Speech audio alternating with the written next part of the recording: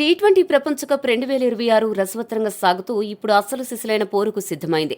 Super 8 league మ్యాచ్ల్లో చివరి వరకు ఉత్కంఠ రేపిన టీమిండియా ఎట్టకేలకు వెస్టిండీస్ను మట్టి కరిపించి సగర్వంగా సెమీఫైనల్లోకి అడుగుపెట్టింది. ఇప్పుడు మార్చి 5వ తేదీన ముంబైలోని చారిత్రాత్మక వాంకడే స్టేడియంలో ఇంగ్లాండ్తో అమీతుమీ తేల్చుకోనుంది.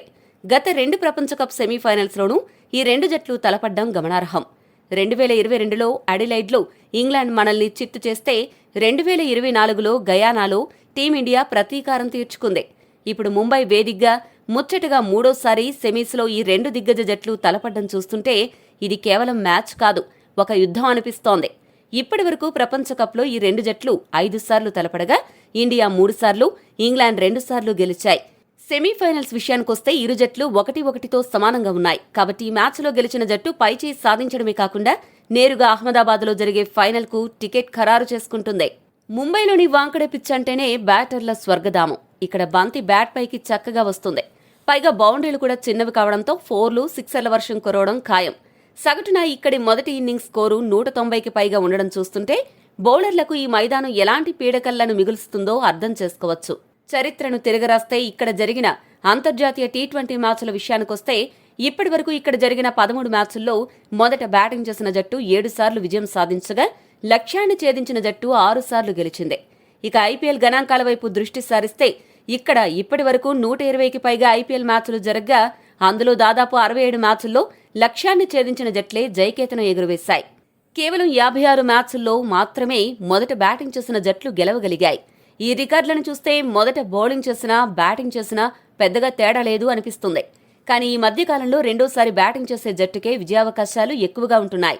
ఉదాహరణకు 2016 టీ20 ప్రపంచ కప్లో ఇంగ్లాండ్ జట్టు దక్షిణాఫ్రికా నిర్దేశించిన 230 పరుగుల భారీ లక్ష్యాన్ని కూడా ఇక్కడే విజయవంతంగా ఛేదించి చరిత్ర సృష్టించింది. ఇక గత ఫిబ్రవరిలో ఇక్కడే ఇంగ్లాండ్పై ఇండియా 247 పరుగుల రికార్డు స్కోరు సాధించింది.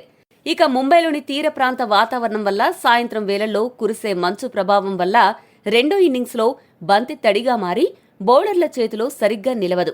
దీనిని బ్యాటర్లు ఆయుధంగా మార్చుకుని బౌండరీల వర్షం కురిపిస్తారు. అందుకే ఐపీఎల్లోనైనా అంతర్జాతీయ మ్యాచ్ల్లోనైనా ఇక్కడ టాస్ గెలిస్తే బౌలింగ్ అనే సూత్రం బలంగా నాటుకుపోయింది. ఇక వెదర్ రిపోర్టు ప్రకారం వర్షం ముప్పు లేకపోయినప్పటికీ ముంబైలో ఉండే విపరీతమైన ఉక్కపోత ఆటగాళ్లను పరీక్షిస్తుంది. ఇక్కడ పేసర్లకు మొదట్లో కొంచెం స్వింగ్ దొరికినా మ్యాచ్ సాగుతున్న కొద్దీ స్పిన్నర్లు కూడా కీలక పాత్ర పోషించవచ్చు. ఈ మ్యాచ్ కోసం టీమిండియా తుది జట్టు విషయానికొస్తే ప్రస్తుతం విన్నింగ్ కాంబినేషన్తో దూసుకుపోతున్న జట్టును మార్చడానికి జట్టు యాజమాన్యం ఎట్టి పరిస్థితుల్లోనూ సిద్ధంగా లేదు. కాబట్టి వెస్టిండీస్తో ఆడిన జట్టుతోనే టీమిండియా సెమీఫైనల్స్ కూడా ఆడనుంది. సంజు శాంసన్ సూపర్ ఫామ్లో ఉండడం ఇండియాకు పెద్ద గుడ్ న్యూస్. సూర్యకుమార్ యాదవ్ తన సొంత మైదానంలో ఆడుతుండడం జట్టుకు కొండంత బలం. బయట నుండి చూస్తే ఇండియా జట్టు చాలా పటిష్టంగా ఉంది కదా, వెళ్లాను ఎవడ్రా ఫైనల్స్ కు వెళ్లకుండా ఆపేది అని అనిపిస్తుంది. కానీ టీమిండియాలో కూడా కొన్ని లూప్ హోల్స్ వేధిస్తున్నాయి. ముఖ్యంగా ఓ 3 సమస్యలు టీమిండియాకు సవాలు విసురుతున్నాయి. టీమిండియా బ్యాటింగ్ చేస్తున్నప్పుడు ఈ మధ్య కాలంలో చాలా సందర్భాల్లో పవర్ ప్లేలోనే 2 వికెట్లు కోల్పోతూ ఉంది. ఇది టీమిండియాకు ఎంతమాత్రం మంచిది కాదు. ముఖ్యంగా అభిషేక్ శర్మ, ఇషాన్ కిషన్ త్వరగా పరుగులు చేయాలనే ఆతృతలో వికెట్లు పారేసుకుంటున్నారు. ఈ ఇద్దరు కాస్త జాగ్రత్తగా ఆడితే మిడిల్ ఆర్డర్పై ఒత్తిడి తగ్గుతుంది. ఇక రెండవ సమస్య ఏంటంటే మనం బ్యాటింగ్ చేస్తున్నప్పుడు పవర్ ప్లేలో వికెట్లు పోగొట్టుకుంటున్నాం. బౌలింగ్ చేసేటప్పుడు మాత్రం పవర్ ప్లేలో వికెట్లు తీయడంలో వెనుకబడుతున్నాం. జింబాబ్వే, వెస్టిండీస్ సూపర్ 8 మ్యాచ్ల్లో మన బౌలర్లు పవర్ ప్లేలో ఒక్క వికెట్ కూడా తీయలేకపోయారు. అంతేకాకుండా డెత్ ఓవర్లలో మునుపటిలా కట్టడి చేయడంలో బౌలర్ల తడబాటు కనిపిస్తోంది.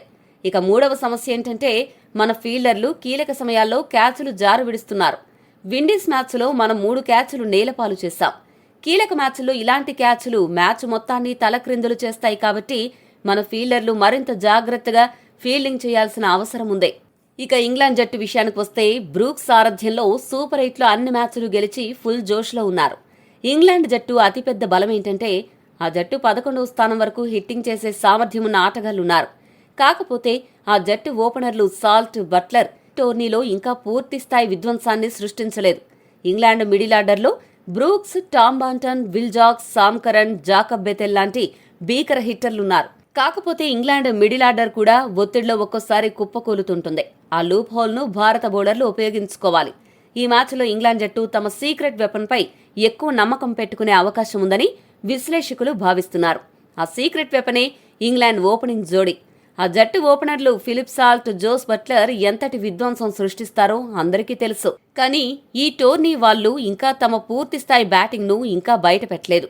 ఈ పరిస్థితుల్లో సెమీఫైనల్ లాంటి కీలక మ్యాచ్లో ఈ ఇద్దరు ఓపెనర్లు బాగా ఆడతారు అని ఇంగ్లాండ్ యాజమాన్యం భావిస్తోంది.